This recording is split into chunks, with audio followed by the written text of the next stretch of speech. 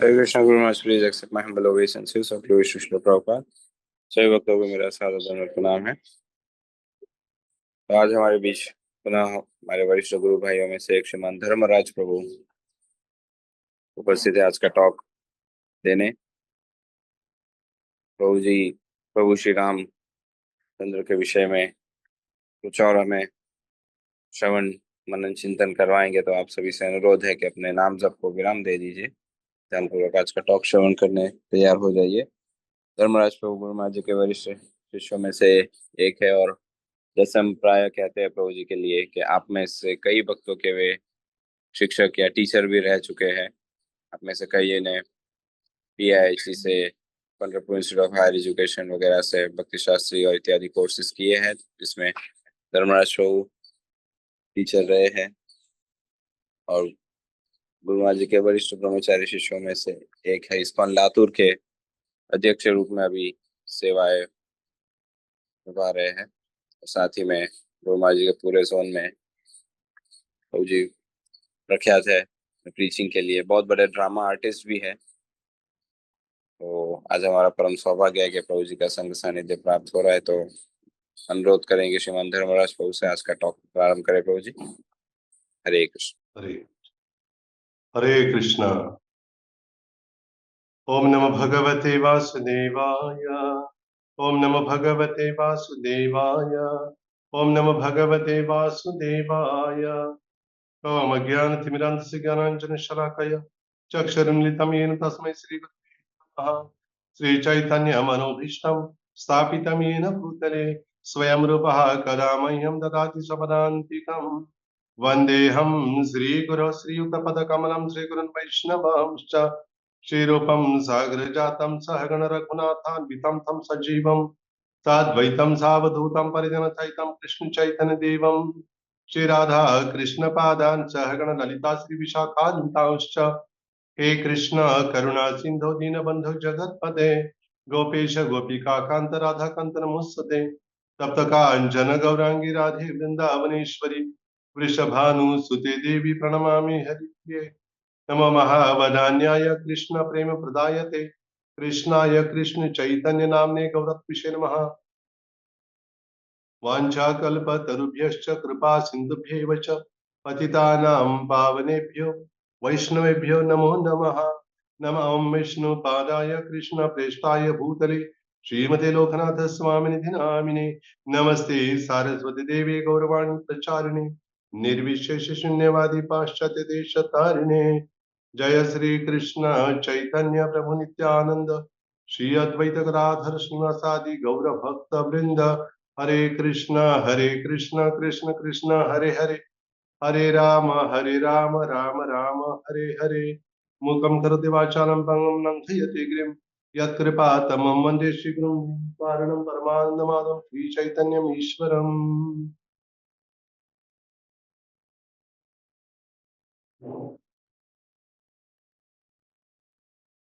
कथञ्च स्मृति अस्मिन् दुष्करं सुकरं भवेत् विस्मृते प्रथम स्यात् श्रीचैतन्यं नमामि तम्।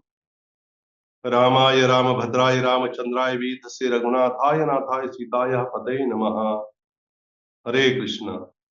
तो सर्वप्रथम मैं गुरु महाराज के चरणों में सादर दंडवत अर्पण करता हूँ और सभी वैष्णव के चरणों में भी दंडवत अर्पण करता हूँ।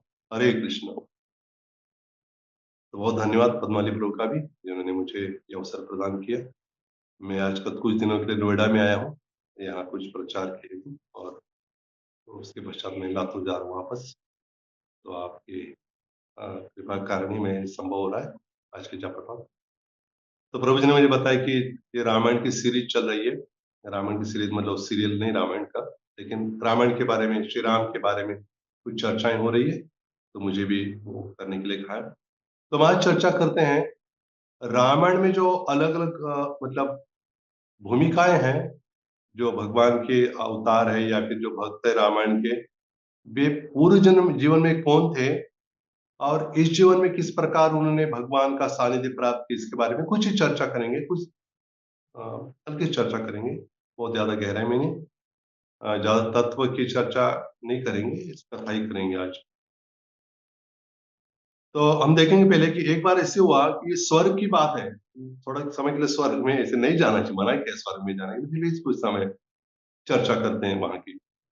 तो स्वर्ग में स्वर्गराज इंद्र का दरबार हुआ था, उसमें ब्रह्मा जी भी पधारे थे, यहाँ तक कि स्वयं विष्णु भगवान भी वहां पे आए थे, सरस्वती जी थी, सारे बहुत सारे सभी देवताएं भी वहां पे थे, और भगवान का स्वागत भी हुआ था इंद्र के दरबार में।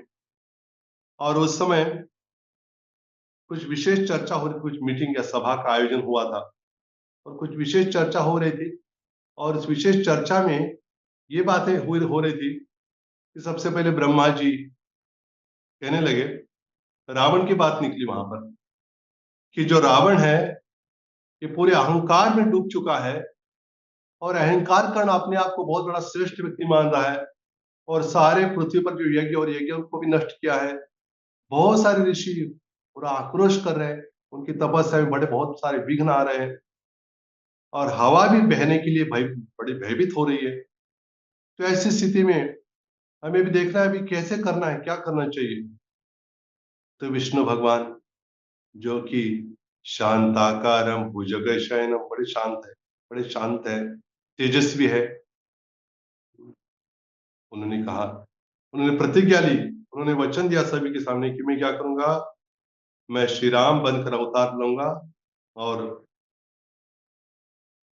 भगवान ने कहा आप चिंता मत करना।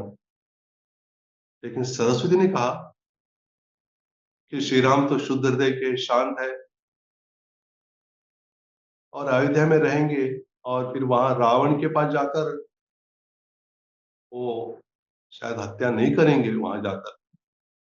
लेकिन एक होगा कि अगर उनको वनवास अगर जाना पड़ा, अगर वनवास गमन करेंगे वो, तभी ये संभव हो पाएगा। लेकिन अभी बात निकली कि वनवास के लिए जाना है, तो फिर वनवास कौन भेजेगा, कौन उनको वनवास में, ये भी बात हुई। तो सभी सभी इंद्र की ओर देखने लगे, अभी इंद्र क्या कहेंगे। तो इंद्र ने तुरंत क्या किया, इंद्र ने कुछ कहा नहीं, तुरंत इंद्र की दृष्टि एक बहुत ही विशेष सुंदर, बहुत प्रसिद्ध एक अप्सरा थी, बड़ी नर्तकी, सुंदर थी, नर्तकी थी, प्रसिद्ध भी थी, और बुद्धिमान भी थी, उसका नाम था मंजू घोषा। उसकी ओर देखने लगे सभी। तो मंजू घोषा ने भी देखा कि मेरे लिए कुछ विशेष कार्य शायद सौंपा जाने वाला है। वैसे स्वर्ग में जो अप्सराएं होती है उनको पता रहता है इंद्र अलग अलग स्थानों में भेजने वाला है, कभी ना कभी भेजते रहते हैं। कोई ऋषि तपस्या कर रहे हैं, कुछ हो रहा है, तो फिर तुरंत भेजेंगे, उनकी तपस्या भंग करेंगे, तो होता ही रहता है। लेकिन इस बार कुछ विशेष बात थी।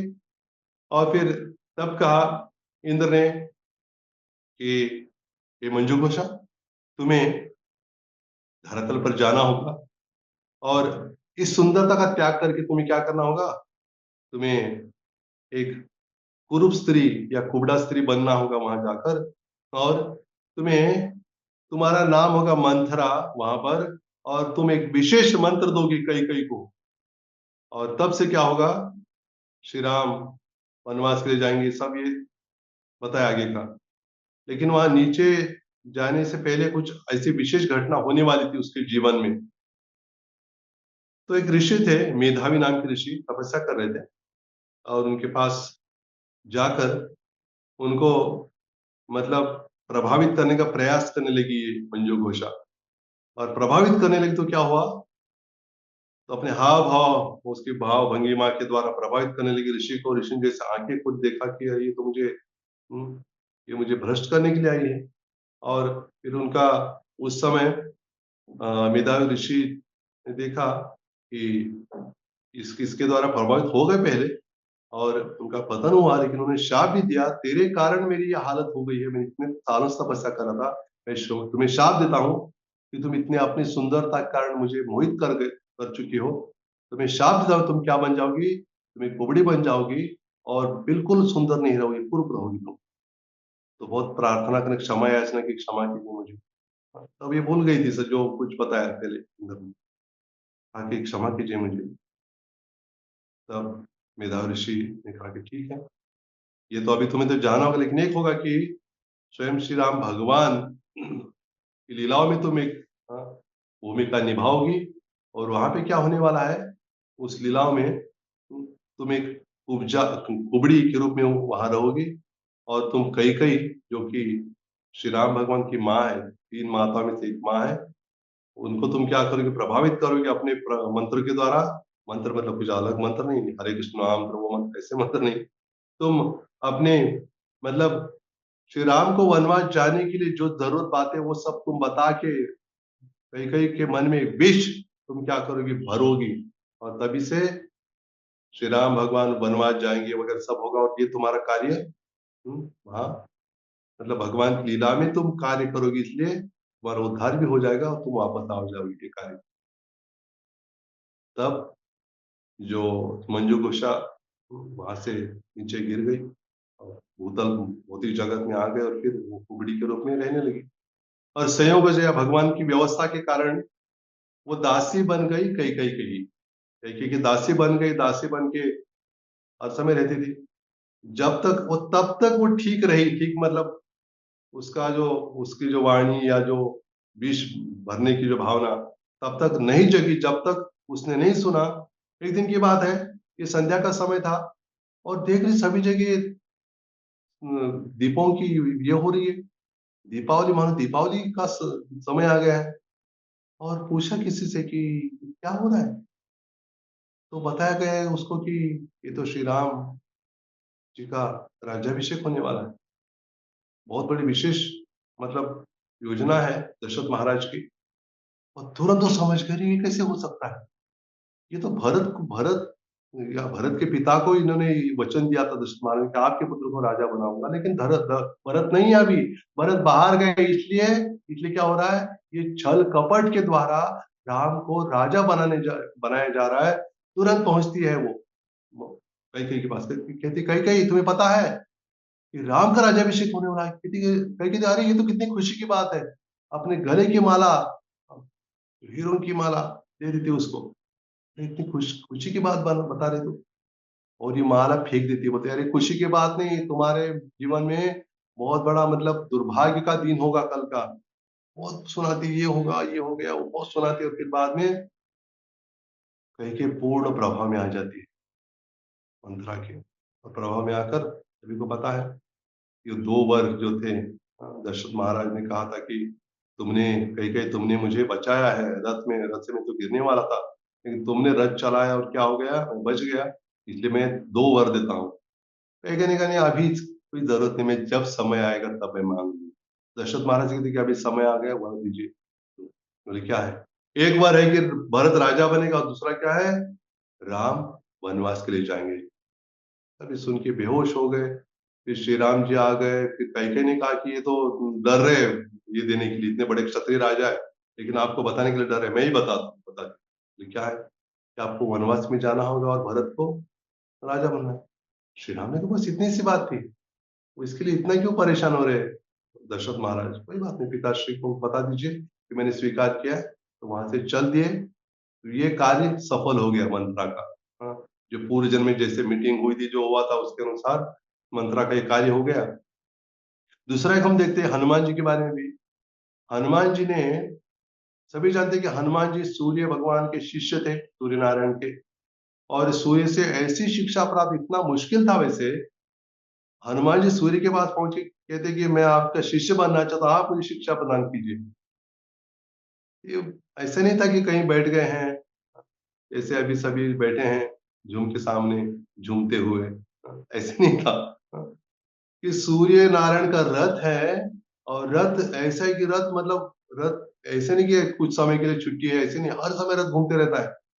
और जो वाल्मीकि नाम के 60,000 ऋषि जो केवल अंगूठी के आकार के, वो सारे उनकी ओर देखते हुए उनकी निरंतर स्तुति करते थे सूर्य भगवान की। और ऐसे स्थिति में इनको बैठना है हनुमान जी को, और वो भी ऐसे बैठना नहीं आराम से, बस भागते हुए, वो भी हाँ, दौड़ते हुए ऐसे रथ में उल्टा बैठना है, और बैठ के सूर्य भगवान से क्या करना है, उनसे ज्ञान प्राप्त करना है। ऐसी स्थिति में भी ये जो हनुमान जी इतने बुद्धिमान थे, इतने मतलब एक आज्ञाकारी थे, एक अच्छे शिष्य बन गए सूर्य जी के, और शिष्य बनकर उनसे ज्ञान प्राप्त किया।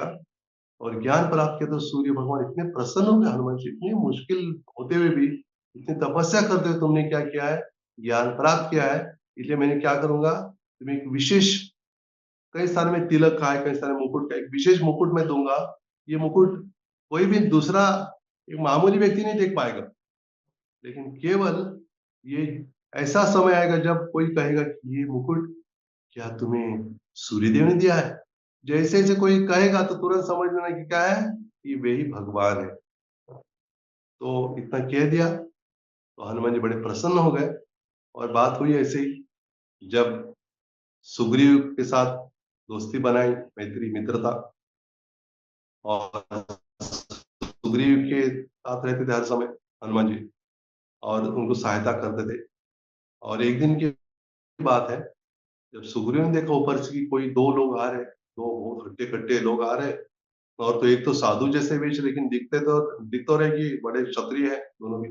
तो भयभीत हो गए सुग्रीव, क्योंकि उसको डर था हर समय इसका, अपने भाई का, बाली का। उसको पता था कि यहाँ पे नहीं आएगा वो मातंग ऋषि की श्राप करने, लेकिन फिर भी भय तो था। और कहा कि हनुमान से, हनुमान जाओ देखो कौन आए दोनों, भाई बाली के तो आदमी नहीं है। और जब पहुंच गए हनुमान जी भी ऐसे कुछ, हाँ, कुछ ओढ़ के गए, ऐसे मतलब ऐसे दिखाई नहीं कि मैं हनुमान हूँ, ये हूँ ऐसे, लेकिन ऐसे एक साधु जैसे जाके प्रणाम किया, कहा कि आप कौन हो, कहाँ से आए। बहुत इतनी मीठी वाणी से बोल रहे हैं कि स्वयं श्री राम भी प्रभावित हो गए। श्री राम लक्ष्मण जी की, लक्ष्मण सुनो देखो ये कितना मतलब इस मतलब मधुरता से बात कर रहा है, कितना बुद्धिमान है, कितना चतुराई है इसमें, और हमारे साथ इतना अच्छा व्यवहार कर रहा है कि ऐसे कोई अगर कोई शत्रु भी आ जाएगा तो वो भी शत्रुता भूल जाएगा। तो और हनुमान, श्री राम भगवान तुरंत देखा, अच्छी तरह से गौर से देखा हनुमान जी को, और जो मुकुट जो सूर्य देव ने दिया था, मुकुट, वो मुकुट दिखाई दिया। श्री राम भगवान ने मुकुट देखे तुरंत कहा, हनुमान ये जो मुकुट है तुम्हारे सिर पर, ये मुकुट क्या तुम्हें सूर्य ने दिया है। जैसे ही इतना कहना ही था बस, हनुमान जी ने बस दंडवत लगा दिया। उन्होंने कहा कि हे प्रभु, आप ही मेरे प्रभु हो। हाँ, दशरथ नंदन श्री राम, आपकी जय हो। इतने जन्म जन्म से मैं आपकी प्रतीक्षा में था, आज मेरी प्रतीक्षा समाप्त हुई है। आज मुझे हे प्रभु के, हाँ, अपने उनके अपने भ्राता के साथ यहाँ पर आप आए हो।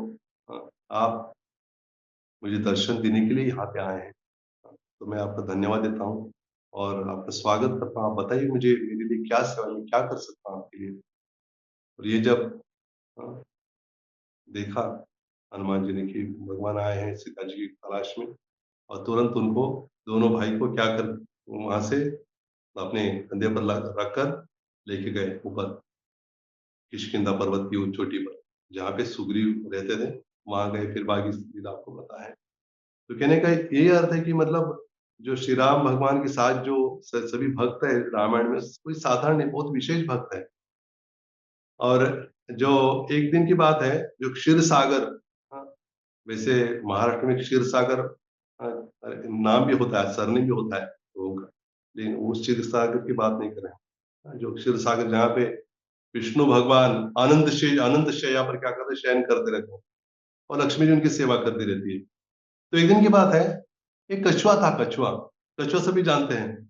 कछुआ अभी फेमस हो गया, कछुआ छाप के कारण, वो उसकी बात नहीं हो रही यहाँ। जो कछुआ था, कछुआ वहां वहां और भगवान विष्णु भगवान योग निद्रा में थे। देखिए बात भगवान की ऐसी, भगवान योग निद्रा में होते हुए भी भगवान सब समझ सकते हैं, लेकिन हम, हमारी निद्रा योग निद्रा नहीं है। हम सो गए तो सो गए, पता भी नहीं लगता क्या हो रहा है। यहाँ से उठा के वहां रख दिया तो भी हम पता नहीं लगे कहाँ पे है। लेकिन ये भगवान की विशेष लीला है, मधुर लीला है। तो जो कछुआ बहुत ये कर रहा था, भगवान के चरणों का स्पर्श करने की बहुत इच्छा हो रही थी।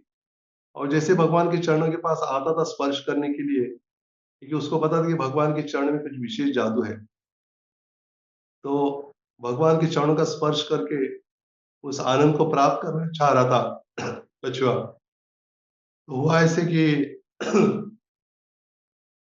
लक्ष्मी जी ने देखा, अरे आ रहा है, चरणों पर, चरणों की सेवा तो मैं कर रही हूँ, इसको दूसरा कौन आ रहा है। तो उसको दूर भगा दिया, और फिर से आ गया। तो आनंद शेष को पता लगा ये आ रहा है स्पर्श करने के लिए, उस आनंद शेष भगवान ने भी भगा दिया उसको। एक बार ये भगा रहे थे उसको, एक बार ये दूर करे, दोनों दूर करे थे। लेकिन अंदर ही अंदर विष्णु भगवान समझ रहे थे कि ये जो कछुआ है, ये बहुत चाहता है कि मेरे चरणों का स्पर्श करे, मेरी सेवा करे। तो उस समय क्या किया उन्होंने? कहा कि मन ही मन कहा कि चलो तुम्हें मैं एक अवसर प्रदान करता हूँ। तो फिर क्या बन गया वो? केवट बन गए, केवट। गंगा जी को पार करने की नैया उनके पास थी और नाव, नौका, तो उसमें लोग जाते थे। और हुआ ऐसे कि जो गुहक राज के पास गए थे वनवास के शुरुआत में ही, सीता, राम, लक्ष्मण तीनों भी, और गए, कहा कि केवट सुनो, हमें नदी के उस पार जाना है, तो हम इसमें बैठेंगे नौका में। तो केवट ने, नहीं नहीं नहीं नहीं नहीं, ये नहीं हो सकता। आप, अगर मैंने सुना है कि आपने किसी शिला को स्पर्श करते ही वो शिला स्त्री बन गई, अगर आपके चरणों का स्पर्श इसको हो गया, पता नहीं आपके चरणों को कहाँ कहाँ के कुछ मतलब कंकड़ या कुछ कुछ लगा हुआ है, अगर मान लीजिए उसमें से कुछ स्पर्श होके ये नौका भी स्त्री बन गई तो मेरा क्या होगा फिर? इसलिए मैं चाहता हूँ कि पहले मैं क्या करता हूँ, पहले आपके चरणों को अच्छी तरह से धोता हूँ और फिर बाद में फिर मैं आपको बैठने की अनुमति दूंगा। श्री राम भगवान बार बार मना कर रहे हैं, उनको अंदर से पता है, फिर भी बाह्य रूप से नहीं नहीं नहीं, ऐसे कोई आवश्यकता, हमको जल्दी जाना है उस पार। और गोवकराज भी कह रहे कि केवट क्या क्या लगा रखा है तुमने, अरे इतने लोग आते हैं इधर, ऐसे पहली बार ऐसे क्या हो गया तुम्हें? केवट हाथ जोड़ के विनती कर रहे हैं, नहीं, मैं प्रार्थना करता हूँ हे प्रभु आपके चरणों में, आप क्या कीजिए, मुझे मुझे आपके चरण धोने की अनुमति दीजिए। श्री राम भगवान ने कहा ठीक है। तो बहुत बड़े प्रेम से चरणों को धो रहा है। हाँ, उसकी बहुत जन्म, बहुत वर्षों की इच्छा थी। कछुआ था ना क्षीर सागर में, और कछुआ को कौन मारा कर रहे थे उस समय? लक्ष्मी जी और अनंत जी, और दोनों भी इधर है मौजूद है। सीता जी लक्ष्मी है और लक्ष्मण तो अनंत है। हाँ, लेकिन इस बार उन्होंने मना नहीं किया, देखा कि अरे ये तो कछुआ भी छोड़ने वाला नहीं है, इसलिए उन्होंने भी सोचा मन ही मन, चलो कोई बात नहीं, सेवा करनी। बहुत अच्छी तरह से चरण धुए, फिर अच्छी तरह से अपना जो उत्तरीय वस्त्र था उसको लेकर अच्छी तरह से उसको पोंछा, उसको बहुत मतलब ड्राई किया चरणों को, और फिर सुखाया, फिर क्या किया, फिर कहा कि अभी आप अंदर बैठ सकते। और ये कहा उसने, अब तक तो लक्ष्मण शांति से देख रहे थे, लेकिन अब कहा कि देखिए हे प्रभु, मेरा और आपका दोनों का काम एक ही है। एक ही काम है लक्ष्मण का, एक ही काम है, क्या बात क्या कर रहे हो? अरे नहीं तो भगवान है और तुम तो नौका चलाए हो, एक ही कैसे हो सकता है? क्षमा चाहता हूँ कि एक ही काम इसलिए मैंने कहा क्योंकि मैं जो नौका से गंगा जी के इस पार से उस पार लेके जाता हूँ, लेकिन आप क्या करते हो? आप भव सागर के इस किनारे से आप उस किनारे तक लेके जाते हो सभी जीवों को, बद्ध जीवों को। तो लक्ष्मण जी मन ही मन हंसने लगे, हाँ, बात तो सही है, दोनों का एक दृष्टि से एक ही तो काम है। इस प्रकार केवट की इच्छा, मतलब उस कछुए की इच्छा पूरी हुई, जो पूर्व जन्म में इच्छा रहती थी उसकी। और शबरी के बारे में प्रसंग आता है कि शबरी पूर्व जन्म में बहुत, मतलब बहुत सुंदर एक राजपुत्र की राजकन्या थी और भगवान की बहुत विशेष भक्त भी थी। लेकिन होता था इससे कि एक राजकन्या होने के कारण उसको भगवान की भक्ति करने के लिए बहुत सारे व्यवधान आते थे, बाहर जाना उसके लिए संभव नहीं होता था, मंदिर में जाना है, साधु संत दर्शन करने के लिए जाना है, उसके लिए बहुत मुश्किल हो जाता था। और क्योंकि राजकन्या था, फिर उसके लिए बहुत सारे मतलब उसके बॉडीगार्ड्स, ये वो, ऐसे खुल के नहीं जा सकते।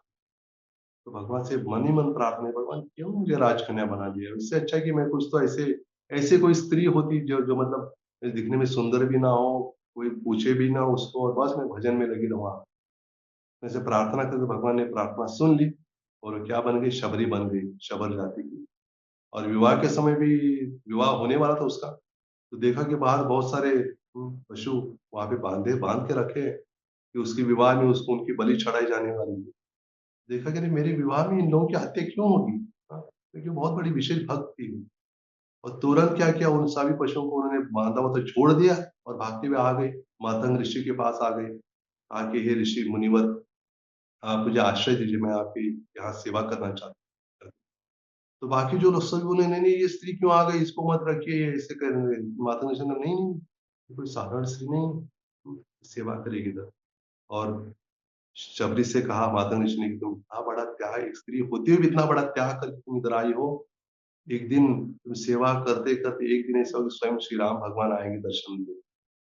और बड़ी खुश हो गई, अब से सेवा करने लगी। मतलब कभी झाड़ू पोछा लगाना, ये करना, बस वो अपने आप को एक तुच्छ जीव समझते हुए सेवा करती रही और ये भी सोचती थी कि अगर प्रभु आज अगर आ गए तो क्या होगा? प्रभु खिलाने के लिए मेरे पास कुछ नहीं है। हाँ, बेर तो बहुत है लेकिन ये हो सकता है खट्टे भी होंगे या कुछ उसमें कीड़े भी होंगे। तो प्रतिदिन क्या करने लगी शबरी कि बेर लेती थी और अच्छी तरह धो के चखती थी, हाँ, मीठा है, एक साइड में रखती थी और खट्टा है, फेंक देती थी। ऐसा करती बहुत साल बीत गए, एक दिन की बात है कि श्री राम भगवान देखा कि अरे मेरी तो बहुत विशेष भक्त है शबरी, उसको दर्शन देने के लिए मुझे जाना है। तो फिर श्री राम भगवान लक्ष्मण के सहित वहाँ पे गए और शबरी जैसे देखा भगवान को बोला कि ये तो जीवन मेरा सार्थक हो, जिसके लिए मैं प्रतीक्षा करते रहे पूरे जीवन और पिछले जीवन में भी, हाँ, मेरा सार्थक हो गया।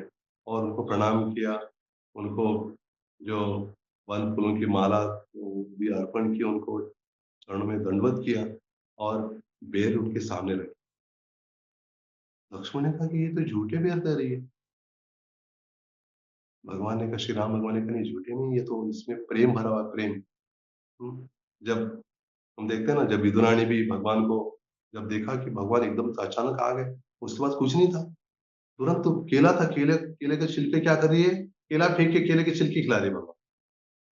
तो भगवान बड़े प्रेम से खा रहे थे उसको, कि ऐसा स्वाद तो कभी नहीं आया मेरे, हाँ, अब तक बहुत खाता हूँ, 56 भोग लगाते हैं, लेकिन ये जो तुम जो छिलका खिला रही हो उसमें बहुत बड़ा प्रेम।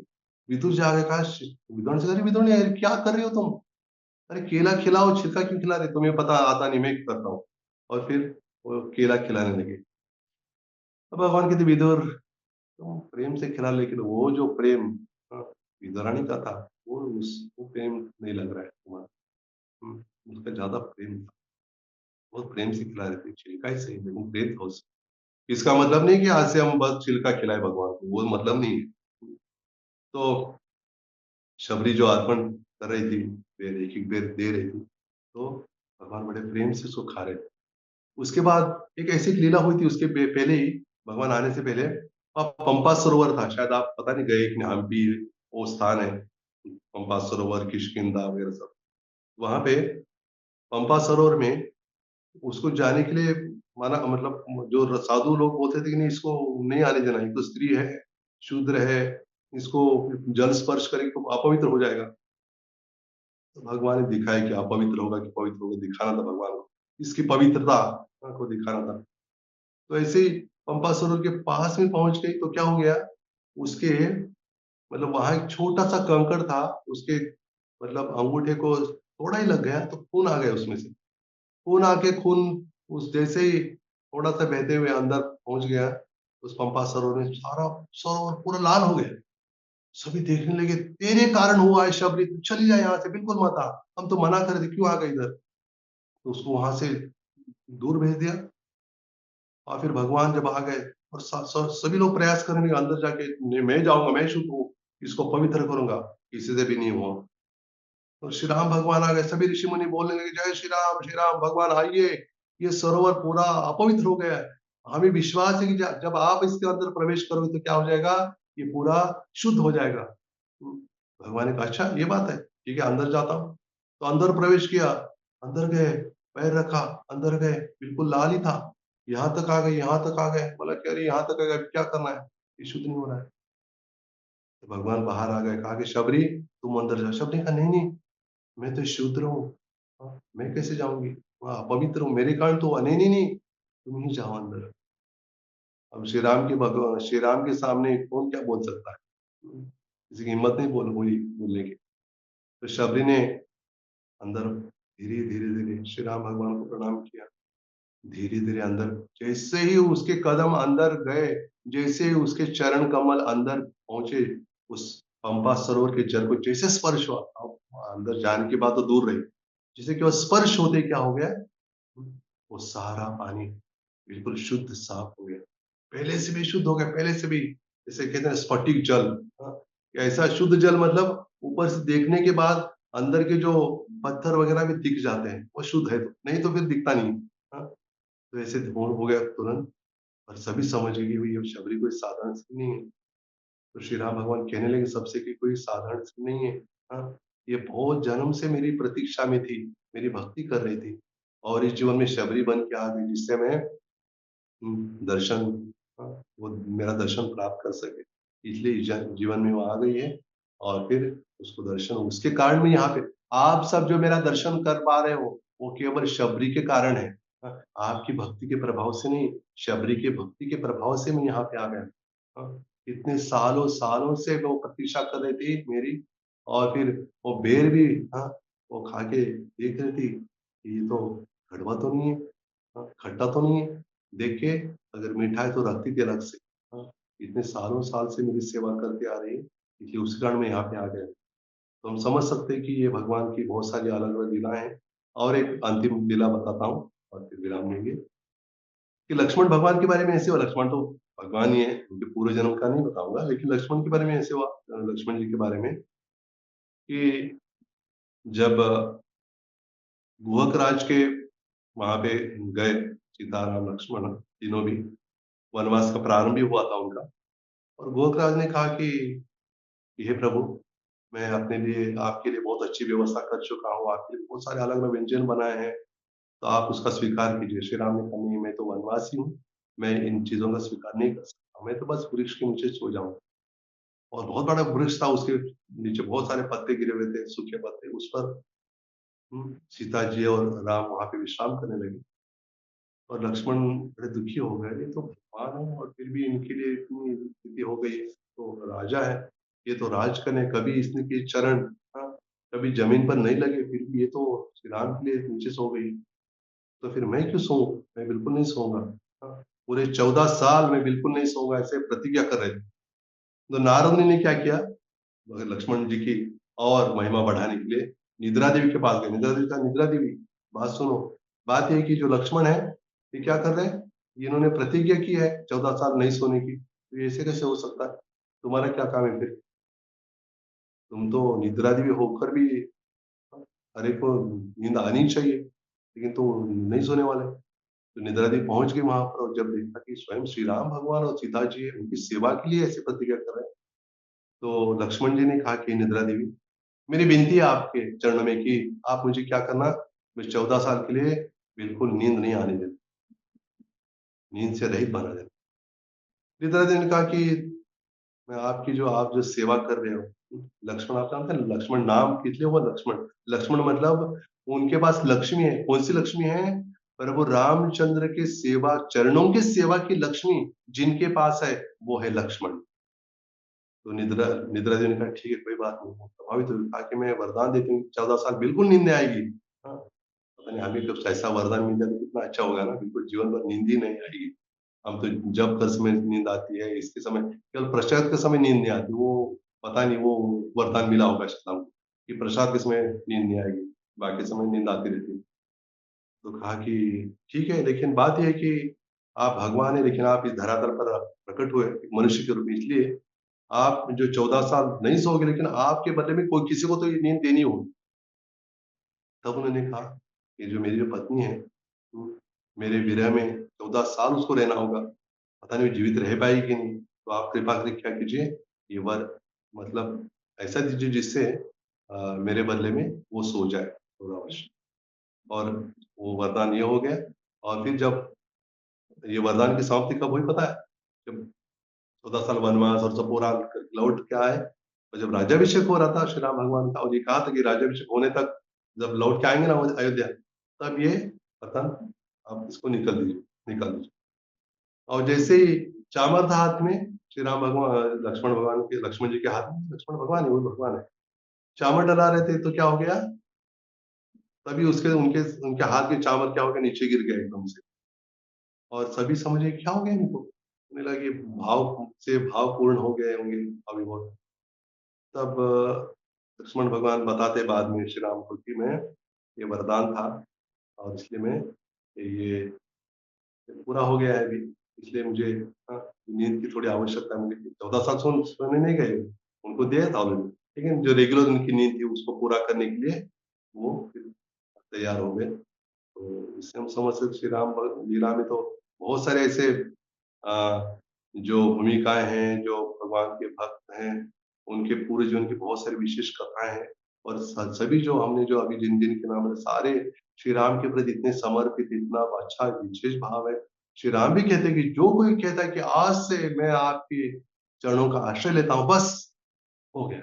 मेरी ज़िम्मेदारी बन जाती है उसकी पूरी रक्षा करनी। तो फिर हम प्रभु श्री राम भगवान के चरणों में प्रार्थना करते हैं और एक विशेष बात है, रामायण लिखने के बाद रामायण महाकाव्य है 24,000 श्लोकों वाला लिखने के बाद जो फलश्रुति होती है ना, तो उसमें वाल्मीकि मुनि लिखते हैं कि जो कोई रामायण का अध्ययन करेगा, इसका पठन करेगा, इसका श्रवण करेगा, उसके हृदय में जो ईर्ष्या, द्वेष भाव है, उससे वो क्या हो जाएगा? पूर्ण रूप से नष्ट हो जाएगा। इसलिए हम श्री राम भगवान के चरणों में राम, लक्ष्मण, भरत, शत्रुघ्न भी है, हनुमान जी भी, सीता जी है, उनके चरणों में प्रार्थना करते हैं कि हमारे हृदय में जो ईर्ष्या, द्वेष भाव है, अन्य जीवन के प्रति, भक्तों के प्रति, भगवान के प्रति, वो पूर्ण रूप से नष्ट हो जाए और हम इसी जीवन में भगवान के धाम में उनकी सेवा करने के लिए लग जाएँ। हरे कृष्ण, जय श्री राम।